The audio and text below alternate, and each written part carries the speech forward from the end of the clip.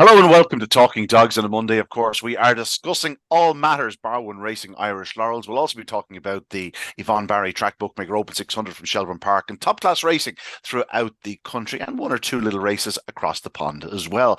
As always, I'm joined by the Exile Dub, Tommy Lyons, from his yawl base, getting ready for the big night of the year at Curraheen Park. And another man who will be in Curraheen Park next Saturday night is the Cat. Robert Catterson will be interviewing anybody that moves at Curraheen Park next Saturday for Racing Post Greyhound Television. Gentlemen, you're very welcome indeed. Tommy, it's a special time of the year at Curraheen Park each and every year, and certainly in the last 5 or 6 years, they have been blessed with tremendous finals, and this year is no exception.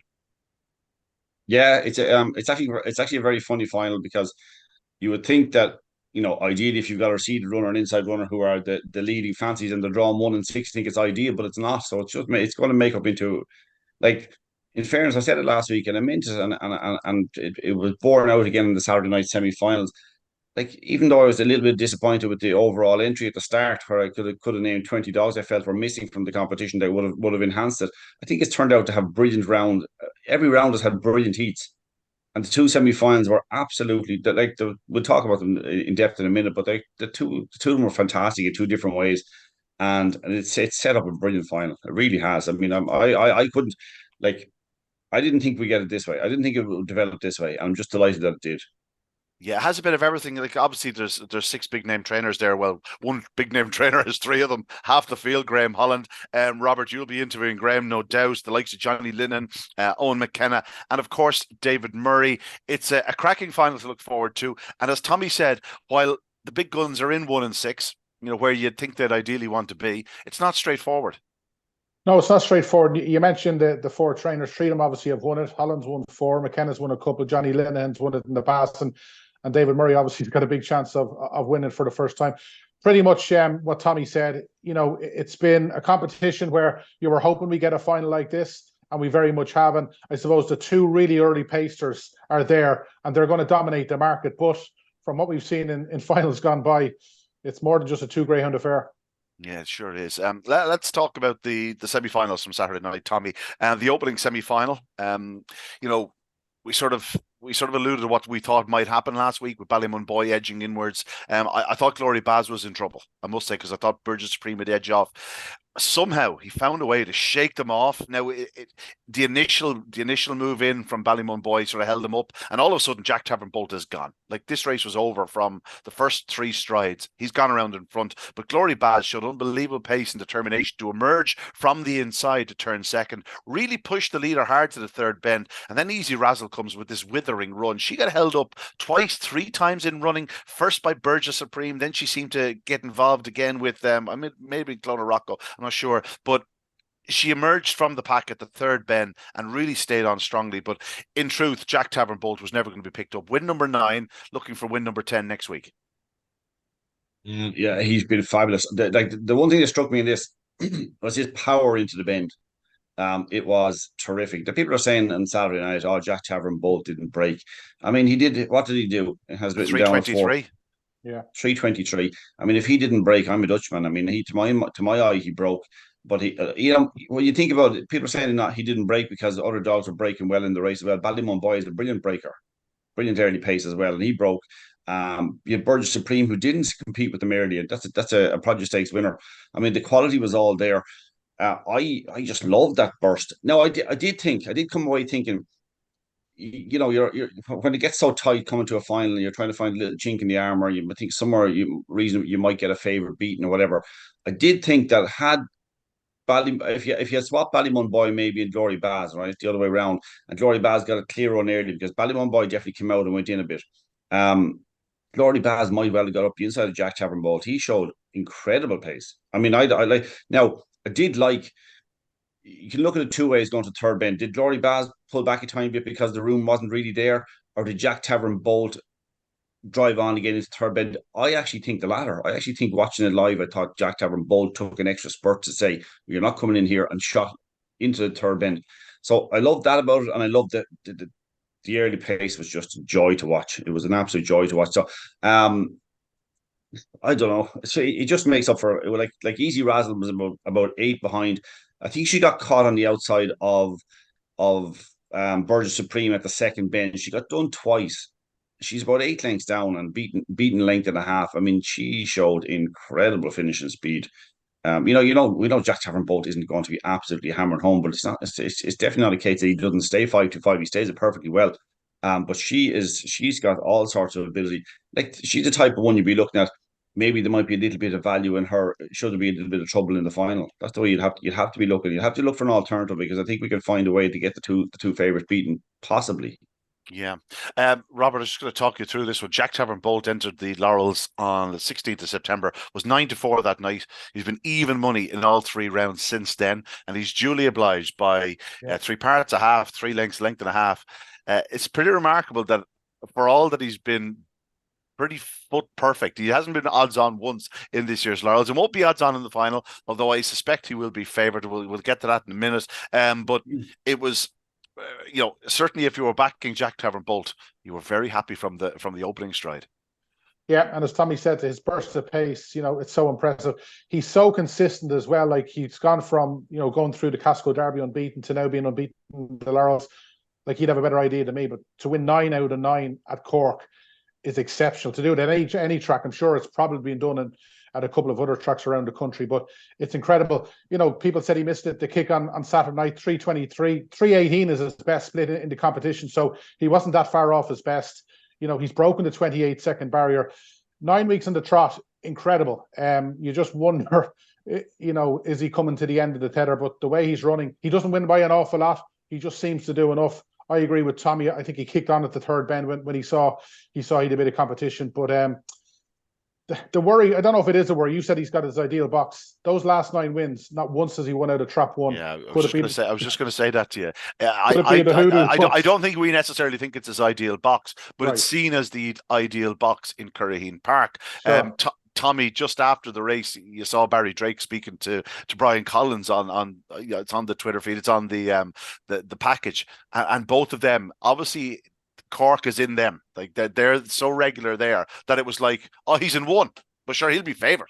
Do you know what I mean? Like, it's well, I know you just like to think differently anyway, but from my point of view, I'm looking at it going, yeah, he's in 1. I'd sooner him in 2, a high trend in 1. Do you know what I mean? I know Cork and trap 1 and early speed, that's where you want to be, but I think the draw could have actually worked out a bit better for him, believe it or not. I think it could have worked out a bit better for him too. High Trend is a proper greyhound. Tremendous early pace. Maybe he found limitations were slightly exposed the other night, but she has tremendous early pace, and he's a potential fly in the ointment. I didn't know, to be honest about it. Like, it's some achievement by Graham to get the 3 of them into the final, but I don't know what way I would like them to be drawn. Perhaps if as you say, High Trend was in 1, then I would prefer Jack Tavern Bolt to be in 3 rather than 2. Because High Trend, to me, High Trend and Role Model are 2 brilliant breakers. I think High Trend is probably the most consistent and most natural breaker in the competition, and that just makes for an exciting final. Jack Tavern Bolt, I don't know what like.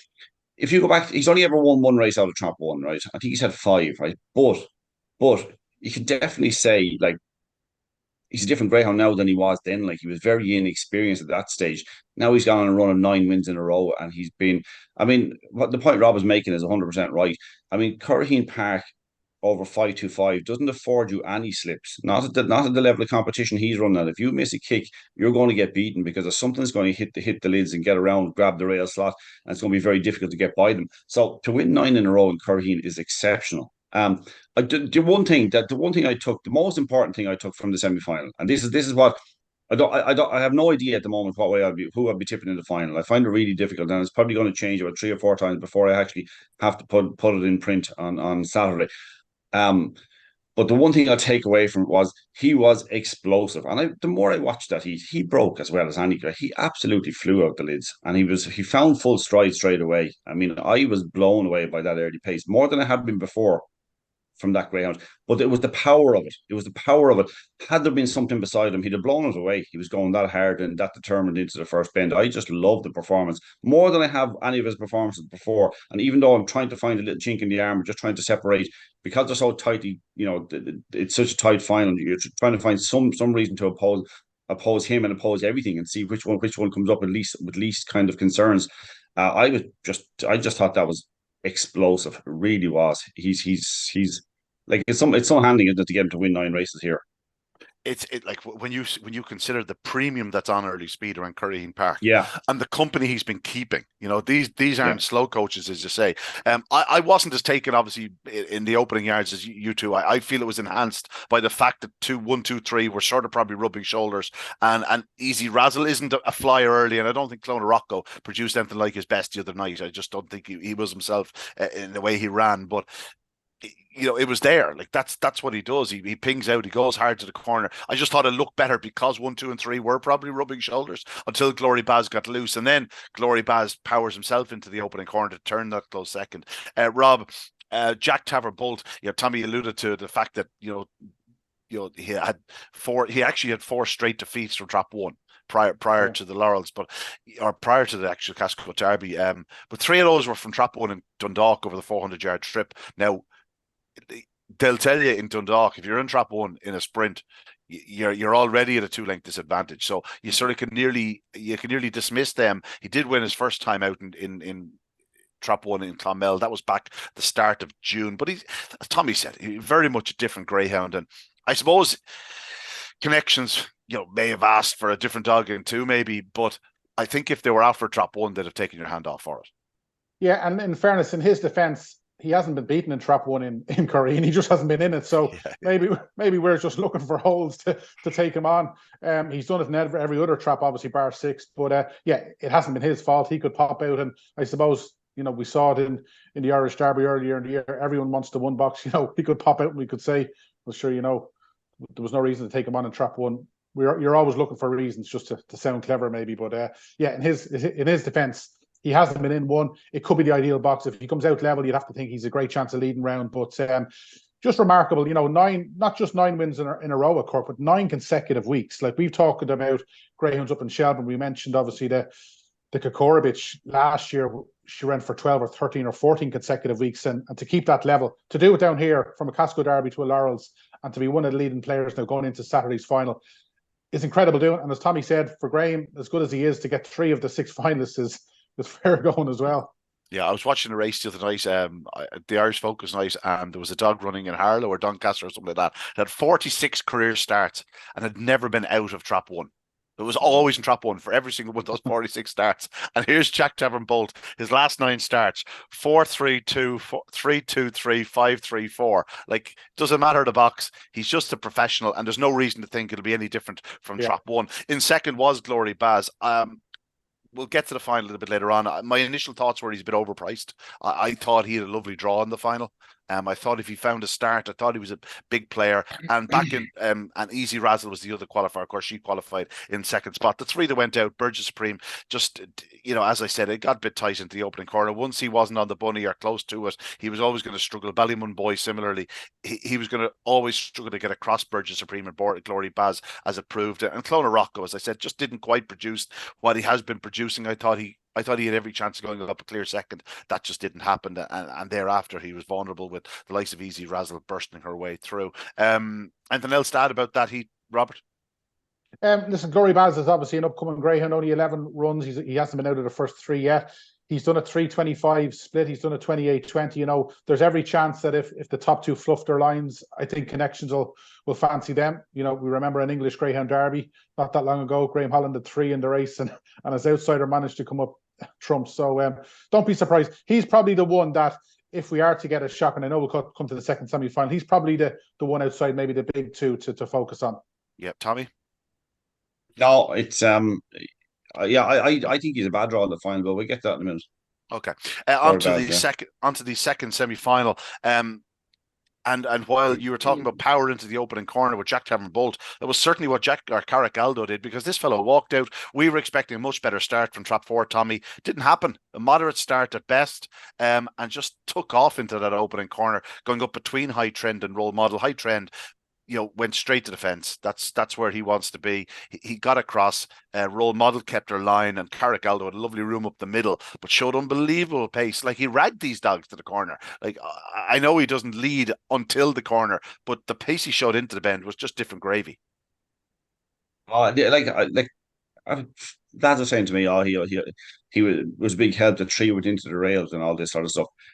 was a big help that he has phenomenal ability. That's what was the big help in this. High Trent blew the leads and got the rails early.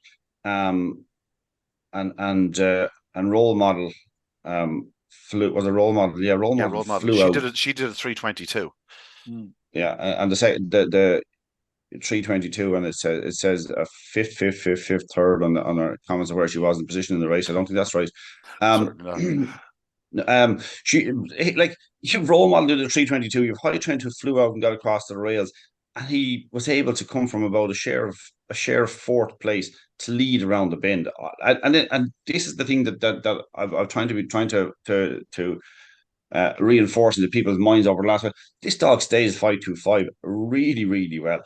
I mean, he's actually, I suppose maybe where I tend to stand in the stands in Curraheen Park is good for watching, but the way he strides to the line, he's absolutely powering up the straight, like he's not Well, stopping. you've both admitted like that Jack Tavern Bolt kicked again from the third bend home. You know, once the Yeah. dog came to challenge them, like Jack Tavern Bolt to 16 seconds, Caracal to 16:10, and yet both of them clocked at 28:20. So Yeah. like Caracal 10 spots faster from the third bend home alone than Jack Tavern Bolt, who certainly wasn't stopping. This is the beauty of this final. I love the power of Jack Tavern Bolt early. I just thought it just looked so impressive. I know you were saying there were perhaps there were reasons why it looked well. The clock says it was good as well to me, but this dog was just like I said. He's waiting to do something utterly special, like 2770 or something. It's in there. It's in there when it all comes right. He did a 331 the other night, and it didn't even look like a 331. It looked like a 351 the way he came out, and just blew them away. If you said to me that dog would be 2.5, 3 lengths behind High Trend and roll model out of traps, and he lead him into the bend, as I go on, go that. There's no dog in Ireland to do that. I mean, I don't know why. I don't know. And the other funny thing is, I'm I'm I'm I'm considering opposing him in the final, but I'm struggling with it. I'm struggling with it because that raw ability is so it's just remarkable. High Trend ran it. Maybe I said earlier on, maybe it got his limitations exposed slightly. I've probably been harsh. I don't know. Role model flew out as well as she could. I mean, she's trained to the second to get out, to quarterfinal, semi-final, fly out in two Laurels. And Carricaldo was leaving them for dead, and to win by 4.5 lengths as well. I mean, he is a remarkable greyhound, and I find I'm going to probably have to end up tipping him because I know we'll have this concern about he's not breaking at all, and he hasn't broken properly in Curraheen Park so far. But like, there's something utterly special in there, and I just can't wait for the night. It mightn't be ever be in Curraheen Park, but I can't wait for the night it happens over 525 for that dog. Yeah, Robert. Carrick we know exactly what he's capable of now at this stage. He's had 13 races, 10 wins, only once out of the frame. He just looks a proper greyhound. He simply is a proper greyhound. David Murray said in his brief interview with Barry after the race the other night that he's looking forward to getting back into a Laurels decider. Like Brody's Magic went so close for them. What a special greyhound he was. But I think Carrick is even more professional than Brody's Magic. And like while he hasn't been trapping, Brody's Magic was liable to leave 5 lengths of traps, never mind a length or two. This fellow is a bit more professional and consistent at boxes. Yes, it hasn't really happened for him at Curraheen Park, but this is his 5th run from those traps, and just wouldn't be surprised if there was something special waiting. Yeah, Tommy summed it perfectly up. Like, there's a freakish nature about this lad, because what he did on Saturday night after a couple of strides, you're saying this lad will do well to qualify. And then, as you said, off the second bend, this is all over. Like, he's gone through them like they're not even there. It was incredible. We were obviously saying how good Jack Tavern Bolt was, but this guy was just phenomenal. He's gone around the first 2 bends, left them for dead, and as Tommy says, wins by 4.5 lengths in the same time as Jack Tavern Bolt. He's won in trap 6. He's obviously not hitting the lids like he can, but the night he hits the lids, there's no doubt about it. As Tommy said, there's a phenomenal run in this lad. We generally don't get it in finals, although we had it in the Irish Derby final, but the night this lad hits it, and I can see why Tommy nearly has to tip him, because if he hits the lids on Saturday night, he'll be sick not tipping him, because he's very, very special. He's won an Irish Sprint Cup. And if he is to miss it on Saturday night, 6 might be the box to miss it in, because he is going to have space to get up around rather than in the middle. But just 2 seriously fast greyhounds, but this lad's a bit of a freak, I think. Tommy often touches upon this. The fact that he's done it in the final before stands to him. It suggests that the trainer knows the dog. and knows how to get the best of him. The same can be said for Jack Tavern Bolt. He's running one final that was in the, Casco Derby, and he did that 3:18 sectional in the final of that. It adds further intrigue, Tommy. It's just a brilliant final. Like, you know, you don't feel half guilty tipping in a race like this, because I'd probably end up with Carrick-Aldo, right? Because I think there's something utterly special about him. But imagine you have a Laurels winner who's won 10 in the trot, 10 weeks in a row. Because he's drawn in one, he is going to go off favourite, no doubt. Like he 5-4 favourite with the sponsors. Like he's going to go off favourite, and he would be a brilliant winner of the Laurels. That's the funny thing about it, and that's the beauty of it. He'd be a brilliant winner of the Laurels, and then you might be opposing him because you have a dog that could be utterly special, and then he might just miss the kick and kind of struggle to get around from the outside, and we might have to wait for another night for him to show what we know he's going to do some night, a smash through 28 seconds.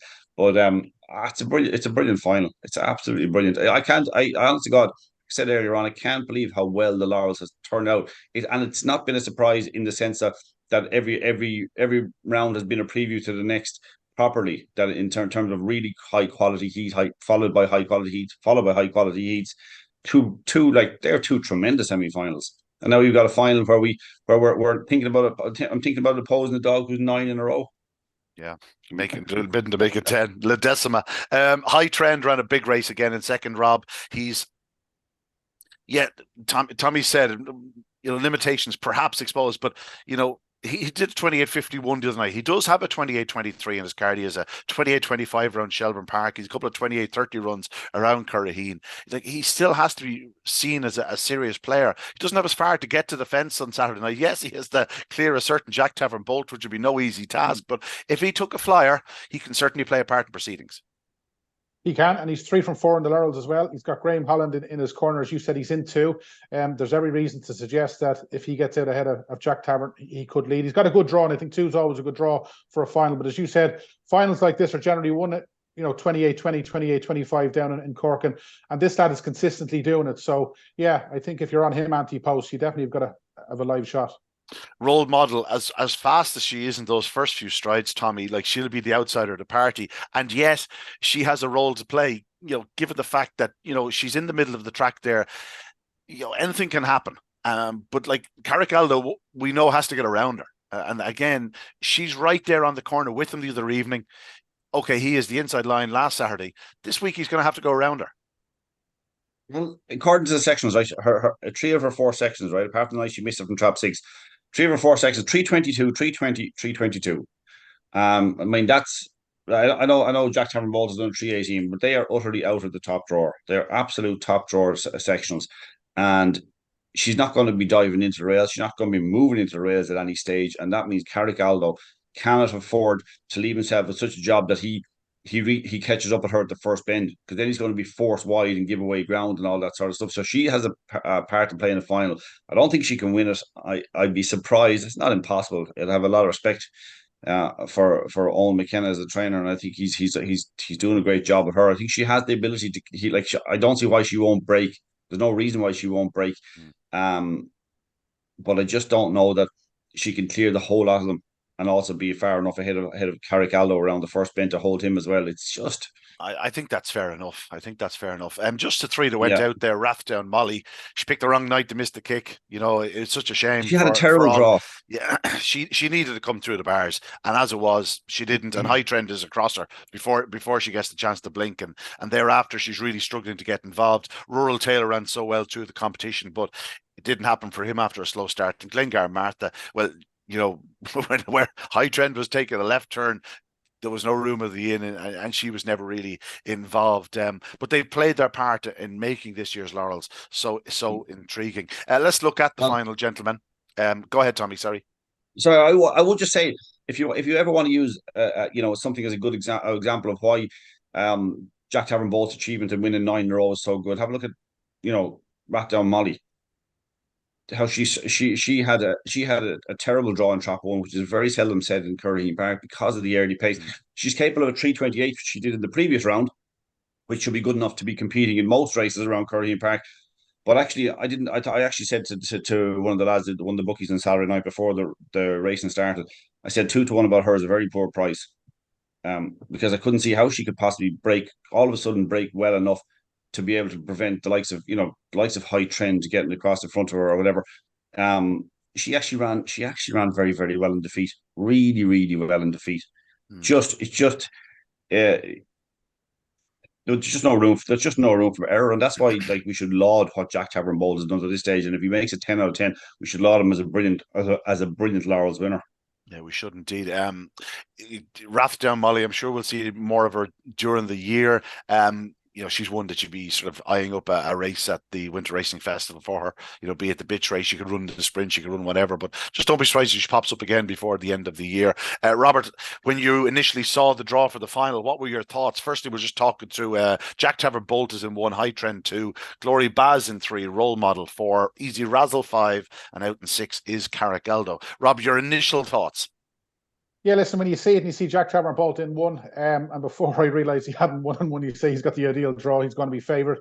Carrick-Aldo, despite the fact he's a middle seed, can do it from 6th. I think they've got 2 ideal draws. I know Carrick-Aldo maybe, 6 on a big night mightn't be a ideal trap, but I just think the fact that they've both done it, there's no doubt about it. I think, as Tommy said, Jack Tavern Bolt, because he's in the red jacket, will go off favourite. But I think there's no excuses. High Trend's in 2. You'll be worried that High Trend could maybe interfere with Jack Tavern Bolt early on. But I think the big 2 have got their draws.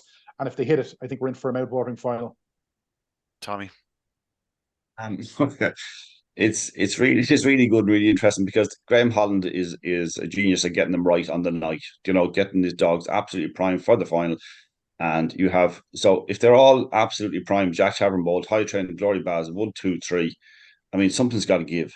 Now, I did think watching the other night, as we talked about a little bit about earlier on, I thought there was power in the way Jack Tavern Bolt went to the bend. There was real power in it, and had something come to me, might have blown it away.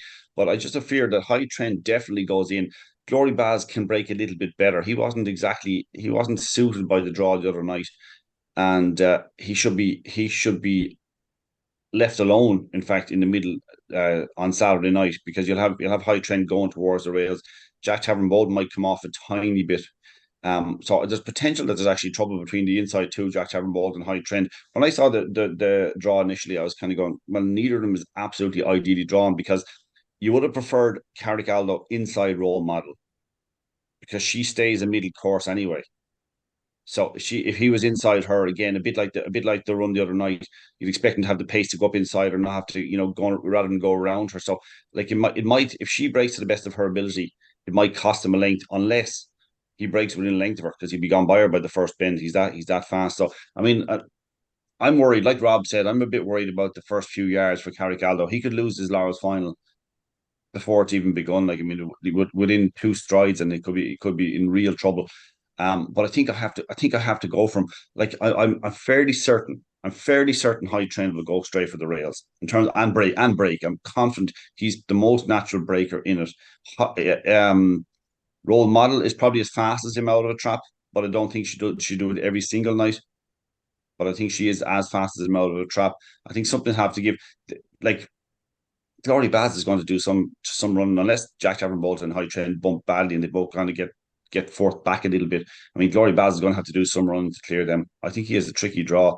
Easy Razzle is definitely going to be back. She's going to be back because of the potential for trouble in the race, and she's about 7 to 1.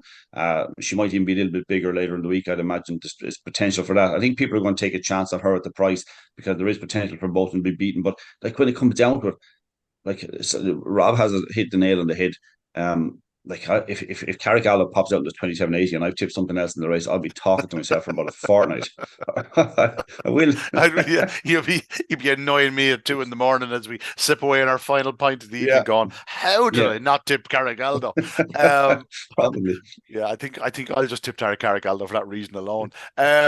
Looking at the race itself, I think my initial thoughts were, High Trend's in 2. That were my initial thoughts when I first saw it. And all it takes is just that one little bump. That one bump. If 1 and 2 bump, I could see Glory Baz clearing them pretty handy. You know what I mean? Something like Jack Tavern Bolt the other night, where bang, 2, 3 bumps, and all of a sudden it looks like he's taken off, but he's just got the run on them. He's had 4 or 5 uninterrupted strides, and you never know. But at the same time, I fancy Carrigaldo. Easy Razzle, I can't see her challenging into the corner. I think she'll be 12, 14 to 1 during the week. I wouldn't be taking the 7 to 1 with the sponsors just yet. I'm sure they'll be pushing out. They'll be, they'll be moving their market around over the next few days as well. I'm sure. I initially thought she'd be a 10 or 12. Certainly, I thought the role model would be a 14, 16. I would have Glory Baz in around the 4.92 mark. I don't particularly fancy High Trend because I don't think he can really clear Jack Bolt, and I think he needs to lead into the back straight to win. And I think that's going to be a struggle with Glory Baz on his outside, Jack Bolt on his inside. I think Carrigaldo myself should be around 11 to 8, 6 to 4, and I'd be a little bit bigger Jack Bolt, 9 to 2 Glory Baz, and then take your percentage out of the other three because I don't fancy High Trend. I don't fancy Role Model. I don't fancy Easy Razzle. And I could see how all three could make the frame, particularly Easy Razzle. But I think something's going to get loose, and I potentially think that could be Carrigaldo around the opening corner. I wouldn't be surprised if he had to take on the likes of a Glory Baz or a Jack Bolt at that point, but I think he'll be absolutely flying at that point in proceedings, and that's how I see it happening. I'm going to go for Carrigaldo. Haven't even decided what would be second and third, but knowing me, I'll throw in Jack Bolt because at least I can say if he does win, I tipped him to be second. You know what I mean? And I'll probably stick in. And even though Glory Baz is the one I think probably represents the value, if I'm going 6-1, I probably won't go 6-1-3. I'd go 6-1-5. Does that make sense? But there is absolutely no way that Glory Baz is 7 or 8 to 1 near the time that I won't have at least a tenner on him just to cover bases, because you know yourself, there's nothing worse when you're talking about a dog and think the value's there and you don't have a bet. So you're trying to read a race and you're giving a good case for why there's value in it. I tell you one thing though, if Bar One laid as much money on Carrigaldo last week to win the semi-final heat as all the people on the track who told me to back them at 2 to 1. They must have lost an absolute fortune, because I'm not suggesting that the people on track were exaggerating, but the number of people came up and said they got the 2 to 1 during the week was remarkable. Let's just say. Were they saying it afterwards or were they saying beforehand? They were saying it afterwards. Yeah. Oh yeah. An awful lot of people celebrating the 2 to 1. I can tell you. There's a trumpet here, lads. We're not afraid to use it. Rob, your initial thoughts on the pricing? Yeah. It's hard. I presume it's going to be is it going to be 6 to 4 each or 2, something along that, 13 to 8. It's hard to know. Obviously the Johnny Linehan factor is going to be there, so there could be money on the night for Easy Razzle. You can see a lot of people, the local interest is going to be a great crowd, as you both know. It's going to be a huge buzz down there. There's going to be a huge Cork interest in the race. So, I think the Easy Razzle is probably going to be the one for money on the night, but I think the Graham Holland factor is going to see Jack Bolt go off favours. And you'll have people saying, oh, Carrigaldo, he's going to miss it again and his final's going to be lost. I think he could miss it and still win by his own standards, if you get me, because his sectionals of 327 to 334 and 6, and he's still doing an average of 28.20, which is more than likely going to be the winning time. It's a remarkable race. Jack Bolt, I think, goes off favourite, but I think it's a clean sweep for Carrigaldo. Even if he misses it by his own standards, I can still see him winning, if you get me. And it sounds stupid. So the three of us are going for Carrigaldo. Well, yeah. Well, even if he gets beaten, we'll call it a victory, because some night when he does 27.70, we'll say we knew he had that in him. Yeah. That's why we backed him we tipped him to beat a dog that was after winning 9 in a row. Yeah, just putting it out there that if Jack Tavern Bolt does happen to win it, I'll be the first man up to have a drink with Noel, Jack, David, and Larry.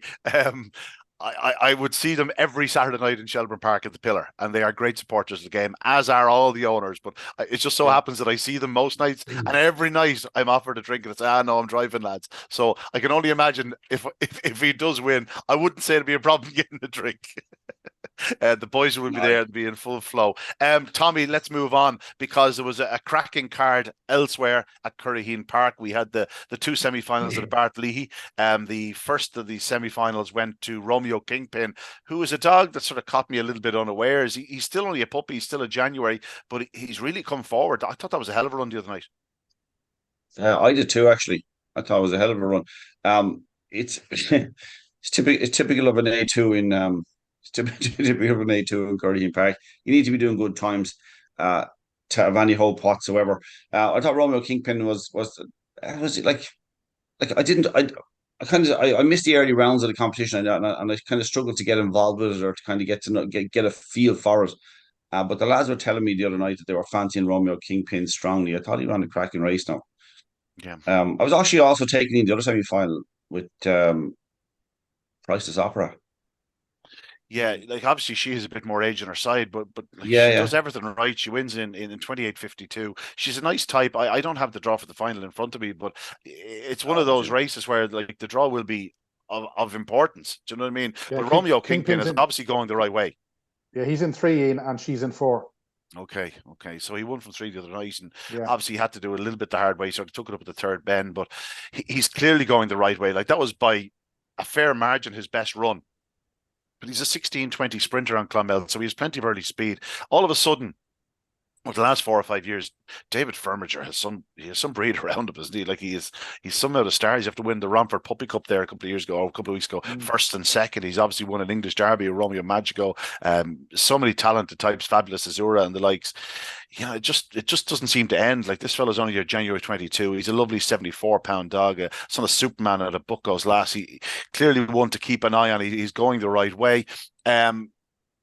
It's great that on the final, on night of the Laurels final, Johnny Linden has a finalist in the Laurels. Tommy, like, I'm sure Johnny will be there on the presentation area for this for the Bart Leahy as well. Obviously, one of his great buddies, and was there on the occasion of one of his great nights with Broadstrand Bono winning the Juvenile Derby. Yeah, and it's just a shame that kind of Kate didn't qualify in the semi-finals of the Barclay. I'm sure he'd absolutely love to have a finalist in the competition. Yeah, he is. Johnny's a great fella, great trainer Yeah, too. yeah. And actually, that leads us on nicely, Ian, because we've going back to Jerry and Michael Henry Memorial. I saw one of the performances I've seen for one of the best performances I've seen for years from a pup, Droopy's Drape. Have a look at her on Saturday night. To She like there was she first of was all, pound shillings and pence came for Secundai. Then they came for Droopy's Drape. And they went kind of neck and neck into the bend. Then Secunda got the better of it along the inside. I think it was 6 on the outside, knocking Dalver had shown fantastic early pace as well. And Droopy's Drape found herself about 3.5 lengths down. The next thing she took off down to the third bend, forced to kind of slightly check a little bit because she was running up the back of Secunda, switched around with a professional move and then kicked on up the straight. I mean, this 28-31 it was won in. This was a phenomenal display. Yeah, she looked very fast, very strong. Even at the third bend, sort of having to sort of check her stride just ever so slightly to get going again, to win in 28-31. It was so taking. Obviously she's well bred. She's a daughter of Droopy Sydney out of Droopy's Bazaaz. Do you know who Droopy's Bazaaz's dam is, gentlemen? Born a Gem, one of the great bitches, an absolute superstar. She wasn't a star as a brood, but it's clear that her daughters are throwing, which is a good sign. Droopy's Drape, very exciting, and not even the fastest heat winner. She's a lovely white and black bitch. Just lovely to see the coloured greyhounds flying again. But the other heat was won by Barefoot on Fire, Tommy, and I know they think an awful lot of this fellow. Another Grange U10. We've seen a few of these running very well. Obviously, a Short Grip was second in the Puppy Derby, Groucho's Duke, and there's others around the place, and there's 1 or 2 stars in the UK, including is there a comrade of Barefoot on Fire, a star Epic in the Chick. UK? But in Dublin, She Epic looks Chick. she looks a fair tool, all right, no question about it. But this fellow showed tremendous early speed, Tommy. He did actually. This is a great race because I thought New In Curdy, who's a big 80-pound dog, was green as grass and was only beating a length and a half as well. I mean, the competition looks red hot, but I thought Barefoot on Fire showed lovely early pace and was probably in command the whole way, really. But a lot of encouragement for the second as well. Now the top two in the market yet again, they were evens and 5-4. The winner with even money favourite. They dominated and they were 10 lengths clear. I mean, the first the first heat was I'm not sure what to make of it. I thought Sleepy Bale, the winner of the first semi-final, actually showed terrific pace. Was drawn 6, showed terrific pace to go up on the inside of the third bend and then swung wide, and Droopy's Cosmic ran on well.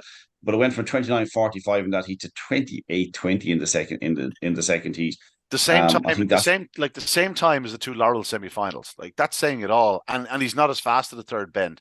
He's doing was it a 16-13 or 16-14? And Droopy's Drape is, I think, what I was leading. Was Was Secundai still in front at that point? He was Yeah, doing yeah. 16, 13. He showed lovely early speed, as you said. But it just goes to Yeah, show well, there's well, a lot of quality there. well, I'd be encouraged by the fact that Ruby Draper showing a lot of early pace as well. She was matching him most of the way to the bend, and had he swapped the trap draw, I'm not sure what she might have done. I was blown away by that performance. I wouldn't be surprised if New Win Curly won the final. I thought he was very, very impressive in the Yeah, feet. But very green, but oh god, and he's an 80-pound dog. Like, he's entitled to need it. So Secundai's a big dog, 76 pound, entitled to after need a little bit of after time. the success of the runners in the Dennis or in the Dennis Linhan Solicitors Open race down at Curraheen, and now to have the Jerry and Michael Hennerty throwing so many potential stars as well.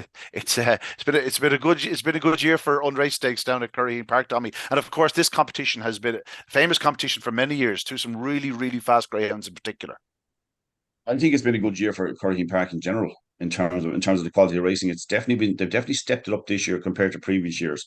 I would have been one of those people who kind of said, well, you know, I'm working all week and I can't really justify going up Saturday night and leaving kids behind again, and going up Saturday night, and when there's kind of the quality racing wasn't there. This year it really has been there consistently. Consistently. I don't like them calling it Casco Derby a derby when it's an A1 stake.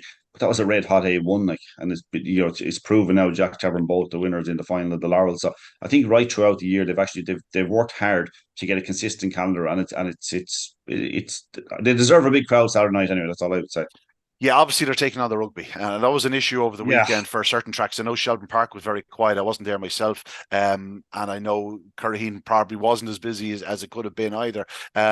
They are advertising now that if you wear a jersey to Curraheen on Saturday night, you'll get in for free.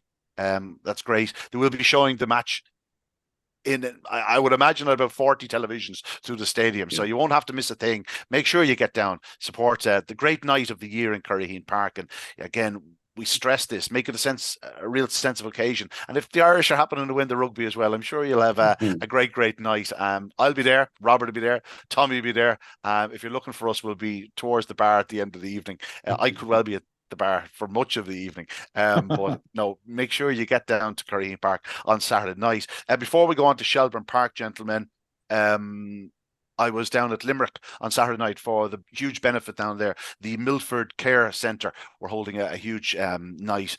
It was run by Tom Ahern, one of our own welfare officers. He did a wonderful job. They got some serious money through the door. They raised an awful lot of money for a great cause. Barry Nash and Kyle Hayes were down there with the Liam McCarthy. At one point, I tried to get them to bring it up to Mert Lahey and just put it on front of the table and say to Mert, that's what the Liam McCarthy looks like. Mert wasn't having it, and the boys said, we'll take it easy on him. But no, great night's racing. There was two wonderful Ledger qualifiers. Won by Gaytime Hugo, who looked right back to his best around Limerick, of course. He won the semi-final of the Conlanny Kirby earlier in the year in 2009. Didn't happen for him in the final, but he's been running so powerfully at Shelbourne Park of late. I thought he ran a big race. And the other heat was won by Music Glideaway, who was really forced to the pin of his collar into the third bend by Clonbrine Treaty on his return to Limerick. Clonbrine Treaty again missed the kick completely, showed unbelievable early speed, flew down the back straight to challenge on the third bend, didn't find an awful lot home, but just goes to show he still loves Limerick. And again, I know we've said it a few times, but if you can only find those trapping boots, Tommy, the ability is still there at Clonbrine Treaty. Yeah, the ability is still there. So the pace he showed to get up into second place at the first bend, and even got slightly into trouble there. You'd love to see him just break again and get his confidence back, no matter what it takes, whether it takes a drop into some sort of, to kind of a few just one-off opens or something just to get him back breaking again. It's I'm sure Graham has tried everything at this stage, but it would be great to see it because he's got phenomenal ability. I mean, he was most impressive in the Kirby earlier in the year. Yeah, it's just a shame. It's just a shame. It's just a shame. But it just goes to show you again, highlights what it takes, what type of greyhound it takes to go and win 9 in a row. Again, I'm harping on about it a bit, like because I feel a little bit guilty about not tipping Jack Tavern Bowl the weekend when I'm likely to go for Carrick Aldo. But like what he's doing is ridiculously good. I think Seamus Graham had a bitch many years ago, might have won 13 or 14 or 15 in a row to stay in bitch, did she? Yeah, she wasn't a bad one. She ended up being pretty useful at stud as well. Her name was Mega Delight. Yeah. She threw a dog called, what was his name? Oh, that's right, Westmead Hawk. I think she might have won 13 she won 16 in a row. 16. I think her first defeat came in the final of what would have been the Barry's T750 down at Curraheen. I think she won a Cesarewitch, and she won a couple of other big events. Like it wasn't just one off. She won a couple of big events, and yeah, she was a bit of a star. Late Show did a similar sequence, if not more. Again, coming from off the pace, but for Jack Bolt, a dog that needs to be doing it on the bunny to do it is remarkable. Elsewhere in the Limerick card, I just want to mention there was a huge run. I mean, an unbelievable run in the sprint by a dog called Burgess Jack. Road Exile came through the bars, and we know how good he is. 2090 runner around Dundalk, but Burgess Jack left him running, and I'm going, God, he looks one for the future. And then I realised, like, he is aging aside, but he's only had 10 starts. He was clearly a dog who's had his problems, but Sarah Shannon has a proper one there. He's a December 20, but he did 18:43, beating Balnakill Elf and Road Exile, as I said. He did a 17:33 at Cork in his previous start, Tommy. This is a fair tool, just a dog to keep an eye on.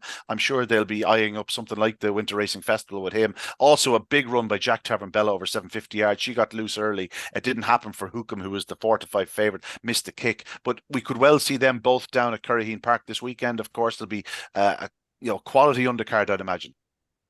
I'd hope so. The card itself, the final draw isn't up online at the moment for whatever reason. They're obviously working on the card. They often take them down on a Monday so they can work on them. No excuses, Ian. Come on. Yeah. Well, see, I have to get it to the printer. I have to get it to the printer, Tommy. I'm in the know, I'm in the know. Whoever does the form guide has been getting the phone call. Any chance to the form about it a day early today, Bogger Rambo also won one of the 525s in 28-29. He looked a real nice dog.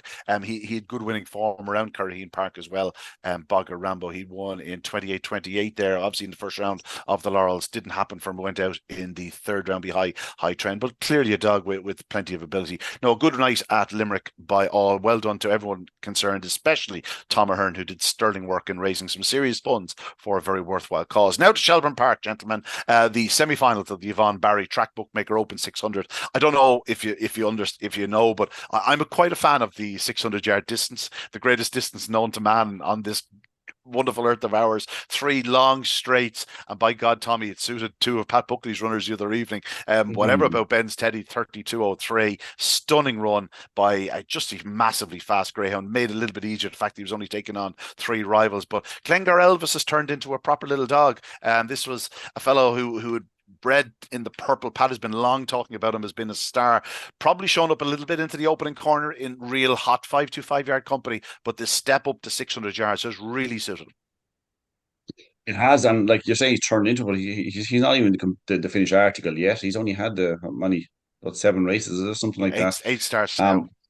8 starts. I love the way he battled to hold his corner at the first bend, to hold his ground at the first bend, and ran on strongly. The beauty was it was a very good race. Droopy nice and threatened down to third bend, and she doesn't give up. Like I know that the other semi-final is a little bit faster, but that's a savage performance again by Glengar Elvis.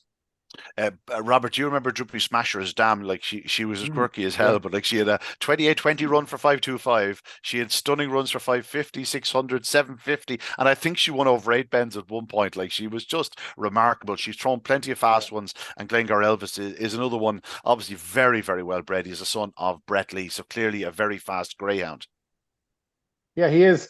Obviously, he won his first round tonight at the Juvenile Derby. I think he was the fastest of the first round winners. They weren't entirely sure if he was going to stay, but that night, after breaking well off the final bend, he went away from the greyhounds he beat. He's done another stunning run. Sectionals on last week, he's obviously inside Ben's Teddy. You'd expect him to just possibly lead, but he's definitely a greyhound going the right way. You mentioned Pat, obviously, has been talking him up over the last number of months. Yeah, he's a greyhound with loads of gears, and he definitely stays to 600 well. Yeah, Droopy's nice one was second to him. Lotto 6-1 was actually run out. Born of Flame ran on very strongly yet again to grab third spot. Onto the second heat, and Ben's Teddy, Robert, like, this was pretty much over from the opening corner. Jetstream Breeze, who's really turned into a nice type, does 32-17 the other night. Like normally that would win you 99% of 600-yard races. Just so happens he had Ben's Teddy, who is just an absolute powerhouse, close on his heels in second spot. Ben's Teddy forced to sort of go around his outside, made his challenge off the last bend, and runs out a tremendous winner. As I said, 32:03. Like I remember Late Show doing 32:20, track record I thought would last for years and years and years. And here we are. Doug's doing 32 seconds. We have had a couple going sub 32 seconds, but it's only happened once, and they both actually happened in the same race, believe it or not. Yeah, and I think it's only a matter of time that this lad probably does something similar. He's improved greatly from his first run, the best part of 6 lengths, 32.03 from 32.44. Much better sectional. He is a dog that we all know he wants defence, so obviously only been in against 3 other Greyhounds was always going to suit him, but he's just, he was away from the juvenile derby when we saw him in the first round of the Yvonne Barry over 600. We were all, we couldn't wait to see him run because he's a proper dog with so much ability. He's got so much raw speed. This is his trip, I think. And, Pat's got the 2 semi-final winners, but I think we all know what's going to be favoured on Saturday night. Yeah, Pat obviously knew what way he was going to go, Tommy, because even as a youngster, back end of last year, he did give him a run over 575, or beg your pardon, 2 runs over 600 yards, one at Limerick, and that must have been Ledger Final Night where he won impressively. And then he was second at the Winter Racing Festival to Magical Mary, just beating the length. As a youngster, as I said, he's just made for 600 yards, really, isn't he? Yes, yeah, they're fancying him strongly in the Kirby as well, I'm pretty sure. Yeah. Yeah, he's ferociously fast. They keep telling me that, like, and I suppose this is why 600 suits him so much. Is that Spike was on the phone again yesterday, actually, ringing, just saying the dog came out of the race bouncing, absolutely bouncing again. He's just that type of dog. He wants to race. They thought if this fits in nicely, rather than just leave them there to be getting too fresh at home, you might as well run a dog like that. Even though sometimes I have concerns about 600 yards, but like there's a couple of week gap before the Ledger starts, which is obviously his main aim. I would have to give a lot of credit to Jester and Breeze. I know the draw hasn't been that kind in the final, but a lot of credit to Jester and Breeze step up to do a 590 and force Ben's Teddy to. I mean, I know you said it was over from an early stage and it was only a 4-dog race, but like it did take a while. It did take a while for Ben Teddy to get there. Yes, he was powerful up the straight, but Jester and Breeze has only had 7 runs, 7 runs, and a bit like the top one was only 8. Glengar Elvis is only 8. I mean, entitled to improve a little bit more as well. So I'd be highly encouraged by that performance. Now it's a hot final, and I think you'd have to favour Ben Teddy, Glengar Elvis, maybe giving him a lead, and let Ben Teddy, hold the rail slot most of the way. But I wouldn't rule out Jester and Breeze flying out again. Yeah, I am Breeze. The dam of Jet Breeze was an absolute star across the UK over. Well, firstly, sort of few good runs over 4 bends, but she was really a stayer. She had unbelievable stamina, a bit of a star, and it looks like she's throwing as well. Jetstream Breeze, big run defeat. As I said, 32-17. Like, it's just a remarkable run. And the fact that you're beat 2 legs by Ben's Teddy is certainly lost nothing in defeat, and a very exciting type for Mary Gilbert and for Mike Freshwater. And behind them was Barefoot Supremo, who continues to run well. He's now a veteran. He'll need to be on his toes in the final. It's a cracking final. The 2 Buckley train runners are side by side. Obviously, Glengar Elvis is in 1, Ben's Teddy's in 2. I think that's the way I'd have made them if they were going to be upsides each other in 1 and 2. Ben's Teddy just seemed to drift off a little bit in the early yards, and I think Glengar Elvis will go up pretty straight. I wouldn't like Ben's Teddy to be directly beside him on the opening corner. I think Glengar Elvis showed you the night, Robert, that he's not afraid to take a corner. Like he sort of forced his 2 rivals out of the way. Absolutely. And we saw a couple of times during the derby, Ben said he actually pinged it when he sort of wanted him to miss it, because he seems to get caught over the 550. He was getting caught just heading into the bend. So obviously it's a much longer run to the bend. You'd have to think, I know there was very little to separate them on the sectionals on Saturday night, but you'd have to think maybe that Glengar Elvis will just lead him to the bend. And I think that makes it, that's tailor-made for Ben's Teddy. He turns second or third. He's got the rail which he needs. And then it's a case of just, getting the run when he needs it. 32.03 the other night. It's a huge improvement from the first week. And Tommy said it, this lad's better the more he runs. And I think if we see a similar Ben's Teddy to what we did last Saturday night, you could see him improving a couple of more lengths. Yeah, 32.03 the other evening. Again, the another run over 600 yards won't take a breath out of him. Like, I'd say he's the constitution of a horse. He is 8-11. He's been installed 8-11. I thought it was short enough now, I must say. I don't know if I'd want to be taking on at 8-11. I think there'll be close to even money on the night, if not even a touch bigger. Glengar Elvis and Jetstream Breeze are obviously the 2 young and up and comers that have big claims. And Droopy's nice one. I think it'd be very brash to ignore her claims. She is yet to get on the bunny in this competition. She can go up fast over that long run run to the corner. Like if you go back to August 26th, she led all over 575 yards. She did a 470 sectional that night. That'd see her right bang in contention that opening corner. It's a case of whether she can get to the front, before sort of the second bend. But if she does, she's a player. I bear for Supreme One, Born to Flame, complete the lineup, and while they need luck, they both have big engines, and yeah, they'll need something to happen amongst the big guns. But it's a cracking find to look forward to. Spike will be able to go, Tommy.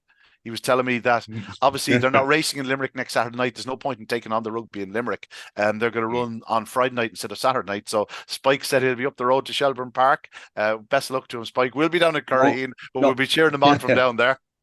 No show without punches, they say. Just find it interesting, just as an aside, that Ben's Teddy's third in the Derby isn't considered one of the Lions worthy of being on his form. Yeah, it's funny, isn't it? They do the two most recent form, and then his two best lines of form. Yeah, I think the Derby third might just be up there. Anything else you want to touch on, gentlemen, before we finish up? Well, obviously, we've been talking about the ledger. I think we must mention a certain trial from Sober Glory in Kilkenny last week. Did I hear he went under Priceless Brandy's track record? I presume that the ledger's on the cards for him. We've obviously been talking ledger, but a dog and Derby final night. It's either that or you have to wait till the Winter Racing Festival with them, I suppose. And I assume a ledger is on the horizon. 28:37 around Kilkenny is absolutely motoring. Fast Greyhound, Tommy. You've always thought that yourself. Yeah, very fast Greyhound. Maybe just get kind of caught a tiny bit early, but a type of dog that has the strength to appreciate what the ledger demands. You're running around to the far side of the track and it's taking a bit out of dogs. For the likes of him, I don't think that should be an issue. I think he's a dog that'll go all the way to the final if he goes down there. I think Limerick is his track. I really do think Limerick could be his track. I tend to agree with you. Trap draws go his way. He keeps getting drawn sort of close enough to the fence, or even 2 or 3 he'd be able to handle. I think he could be a big player, no question about it. Also, Bocco's Crystal trialled at Limerick on Saturday night. She did 28 seconds, and she's also ledger bound. So no, I know the Laurels is to be finished yet, but it looks like it could be a pretty decent ledger going forward. No doubt it'll be pretty hot. Also at Perry Bar over the weekend, Robert Gleeson, the 2 runners in the opening round of the Premier Greyhound Racing British Oaks. Droopy's Elsa won well in fine style. She's a nice type. She's progressive. She's a bit more age in her than Droopy's Mandolin, who also went over. Droopy's Mandolin suffering just her second career defeat, but she ran a big race behind What's Up Eva. She looked like she was sort of getting to grips with the track. She sort of edged off at boxes and a bit middle to wide in places, and I would say she'll improve greatly for it. And while I think Droopy's Elsa ran well, I think Droopy's Mandolin remains his leading fancy. Queen Joni took off again for Rab and Liz McNair. She's clearly a very fast lady, and she'll be hard to stop. It's a good classic. But hopefully one of Droopy's Elsa or Droopy's Mandolin can go far. We've won it 3 times in the last 25 years. Could you name the winners, Robert? I can't. I'll leave that one to Tommy. Well, one of Tommy's favourites won it a couple of years back. Billy's Diva won it a couple of years back. Prior to that, Droopy's Stacey won it for Ian Riley back in the mid-2000s. And in 1999, an Irish bitch went over. Black bitch. She had a bit of a record behind her, and she won it for Ger Watson. Derby champion. Springtime. Yeah. So if one of those can capture the Oaks, it would be wonderful. The way Robert Gleeson's been going of late, I wouldn't dismiss it. Droopy's Mandolin, a very special lady, happens to be a sister to Droopy's Flightline. Droopy's Flightline, who we hopefully will see back on the track very shortly indeed. Gentlemen, a pleasure as always. Curraheen Park on Saturday night. We look forward to it. A wonderful Barwon Racing Irish Laurels. Once again, confirmed, Tommy, who's the choice? Carrigallo. I was going to toss it around in my head for the whole week, but I think I'm going to have to tip Carrigallo. I just have just for your own mental health, like. Yeah, pretty much. Yeah. Same for you, Robert. Yeah, I think our Carrigallo, he's got a big break in him, and let's hope it's Saturday night. Once again, you'll be interviewing everyone that moves at Curraheen on Saturday night. If anyone sees you coming towards them, stay where they are. Don't go running. Is that what you're saying? Well, hopefully I'll be starting with you two, and then it's all downhill from there, isn't it? Or maybe, well, I was going to say, the wind is in your back thereafter. Tell me this: you'll be down there nice and early. People have been great though, as regards interviews. I think the Irish trainers in particular have realised that it's good to get your face out there. It's good to be heard, and it's good for the game as well as everything else. Yeah, and even a couple of weeks, Jerry Merriman, he hadn't been on RPG TV before. He was out of luck in the Juvenile Derby, but great to get guys like Jerry on TV, and it's their 15 seconds to talk about the dogs and the hard work they do. You were obviously touching on, obviously the Ireland New Zealand match is Saturday night. I have to say, of all the places we've gone to, I've never seen a bad crowd at Cork, especially for Laurels night. So I think it's a great initiative, with the Irish jersey. And I don't think it'll matter that much. I think if any track can pull it off on Saturday night, it's Curraheen Park, and I'd say there'll be a huge crowd there. But listen, the prospect of the Three Stooges being there is obviously going to draw a few extra as well, Tommy. What do you think? Definitely, yeah. Guaranteed. All ticket, I'd say. Well, that's it from Larry, Curly, and Mo. We'll see you Saturday night at Curraheen Park. Again, my thanks to the cast and to the Exile Dub. As I've said, we'll be at Curraheen Park on Saturday night for a wonderful finale to the Bar One Racing Irish Laurels. A cracking contest. It really does live up to the hype, this Laurels. Every year we've been seeing some incredible finals in recent times. But that's it from us this evening. We'll see you next time. Good evening, good luck. God bless.